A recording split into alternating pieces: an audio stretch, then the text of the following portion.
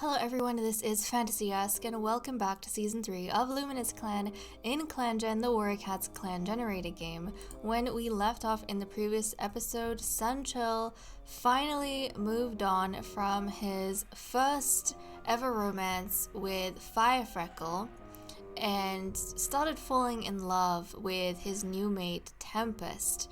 And interestingly enough, even though Tempest was kind of brought in from the outside, chosen for Sunchill after his first mate died, the first mate who he had a crush on before they were paired together, he never actually fell in love with his first mate. Like, he liked her and they were both excited about the match, or well, he was excited about the match. They were getting very close, and then suddenly she died in a snowstorm while out hunting. She froze to death.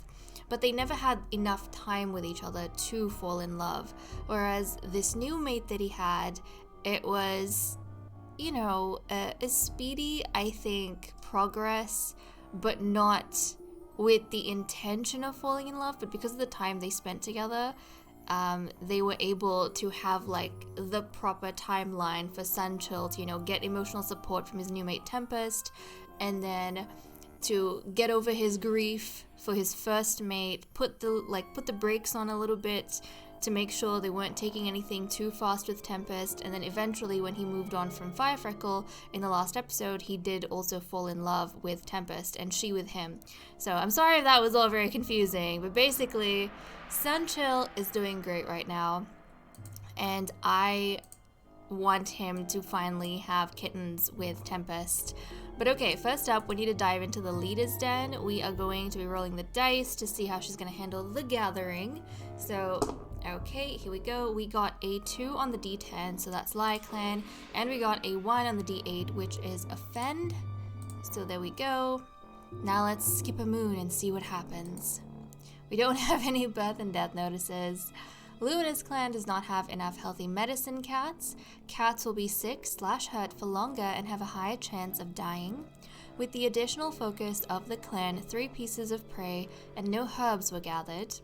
During Lie Clan's leader's gathering speech, they bring up a recent death in the clan. Stone Star hurries the other leader along, reminding them that the other clans don't care. I feel like that's so mean.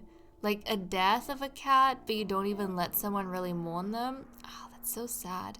Lie Clan relations worsened. Stone Star will always love Buttercup Dusk, but has decided to move on. Oh no, Stone Star has gotten heat stroke. She has 9 lives though, so that's good, but heat stroke is bad. Heat stroke can result in death. Cloudfoe is seen speaking calmly to a cat from Whimsy Clan. Lupine Claw gazes up into Silverpelt and finds that finally the grief has begun to lessen. Tempest's heat exhaustion has abated, which is good to know.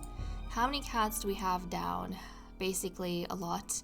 Stone Star is down along with Howlpaw, along with our medicine cat, which is not the greatest. Okay, let's jump into the medicine cat den real quick. Yeah, Stone Star has that heat stroke. Howlpaw still has the rat bite. Lupine Claw was given Poppy as treatment for grief-stricken, and then she overcame it. Magpie Heart was given Poppy as treatment for grief-stricken. Tempest was given Moss as treatment for heat exhaustion, and then the heat exhaustion abated.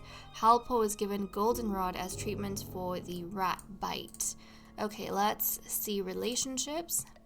Cloudfur goes out of her way to help Stone Star with something without being asked. That's very nice, because Stone Star is her older sister, and she's helping her sister out just a little bit. Tornfern lets Stone Star know that a clanmate was talking badly about her. Stone Star overcame, or I suppose moved on from Buttercup Dusk. Cloudfur and Magpie Heart find out they have nice conversations when they aren't bickering. Cloudfur is telling a story to Daisyquake. Lupine Claw has been spending time with Sunchill lately. Lupine Claw sees a clanmate complimenting Sunchill and feels a pang of envy. Magpie Heart is impressed by some of Pepper's advice. Howlpaw says he hopes Magpie Heart has a nice day. Pepper hopes Tempest likes him as much as he likes Tempest. Pepper spent the day arguing with Sunchill about whether he stole something from Pepper. Sunchill and Tempest chat idly about the latest meeting, so they are spending time together. Sanchel notices that Halpor overslept. Tempest is letting Tornfern share her troubles with her, hoping she'll feel better afterwards. Daisyquake helps Tempest hide from a clanmate. Daisyquake notices Stonestar doing something generous.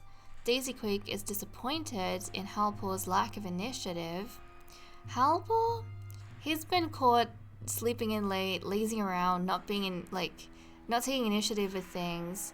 I wonder what's going on with him. I wonder. I mean, they have been having... You know what? Maybe it's because he's got that rat bite and he can't do anything. He can't go out and hunt, which is what he really wants to do. So he's kind of disengaged, I think, from everything happening in the clan. Though Tornfern asks around, she can't find Halpor anywhere. So look, even his mentor can't find him anywhere in the camp. He's probably hiding somewhere, nursing his rat bite. Tornfern considers Halpor to be one of her close friends. Oh, look at that! So despite that, Tornfern, doesn't hold it against him. She does consider him to be a close friend of hers, which is very, very sweet, actually. Halpor and Tornfern find a hidden part of the territory and keep it a secret together. Okay, so this is very nice to see that Halpor and Tornfern actually have a really good mentor and apprentice relationship. To an extent where they trust each other, confide in each other, and I like that. They aren't as critical of one another, and I think that's really good. But okay, that's all we have for the events. So let me cut the recording here and we'll pick up in the cat list.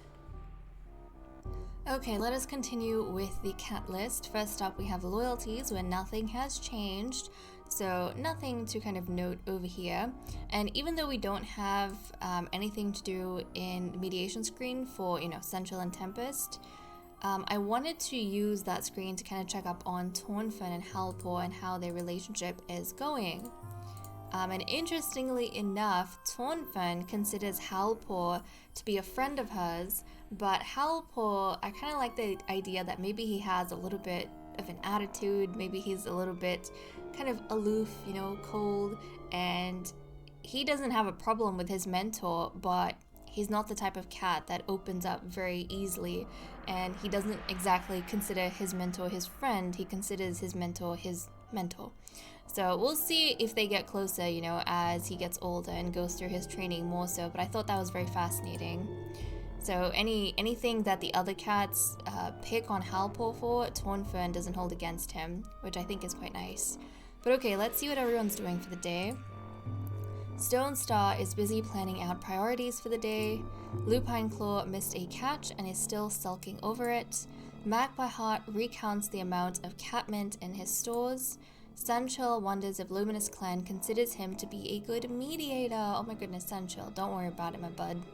I'm sure you're doing a great job. You haven't had any work to do exactly within the clan itself, but it's okay. I think you're doing a very good job with, assisting during the gathering and anything else. Because I'm sure part of the alliances that we're maintaining also, to an extent, has to do with how helpful or capable the mediators are. Tornfern can't get anything done with this heat. Daisyquake stumbles over his words, never quite able to get it right.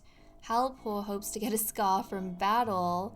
Okay, I kind of love this for him, that yes, he has that rat bite and he's really angry that he can't go out and hunt because of it, but he's kind of looking at his rat bite and hoping, this will almost be worth it if I get a scar from it.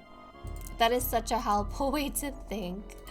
Okay, Tempest wonders if her two legs miss her.